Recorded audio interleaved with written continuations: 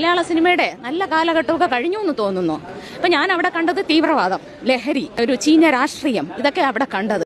ശരി, അപ്പൊ അങ്ങനെയാണ് സംഗതികളുടെ കിടപ്പ്. തുടക്കത്തിൽ 1-2 സീനുകൾ എന്റെ മക്കളിരുന്ന് കാണുന്നുണ്ടല്ലോ എന്ന് ഓർത്ത് ഞാൻ ബാക്കിലിരുന്ന് വിഷമിച്ചു പോയി. സത്യം പറഞ്ഞു, ഇങ്ങനെയൊന്നും അല്ല നമ്മുടെ പുതിയ തലമുറയ്ക്ക് പറഞ്ഞു കൊടുക്കേണ്ടത്. പണ്ഡിതനാണെന്ന് തോന്നുന്നു, അർത്ഥം പറഞ്ഞൊന്നും കേട്ടില്ലേ? ആ കാര്യത്തെ കുറിച്ച് സാറ് വിഷമിക്കണ്ട, എല്ലാ കാര്യങ്ങളും ഭംഗിയായിട്ട് ഞാൻ നോക്കിക്കോളാം. നല്ല കഥകളും നല്ല ആശയങ്ങളും പറഞ്ഞു കൊടുക്കട്ടെ.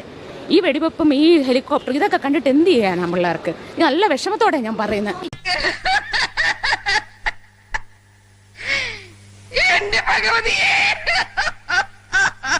ഇതൊക്കെയാണോ എന്റെ 2 ആമക്കളെയും കൊണ്ട് ഞാൻ സിനിമയ്ക്ക് വന്നത്?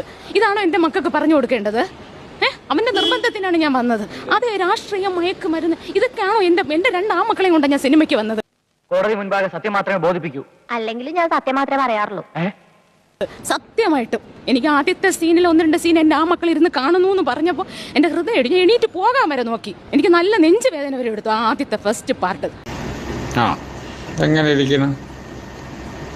നല്ല വിഷമമുണ്ട് കേട്ടോ. ഇങ്ങനെയൊന്നും അല്ല സിനിമ കാണിക്കേണ്ട സമൂഹത്തിൽ. എന്തൊക്കെയാണോ ഈ പറയണത്?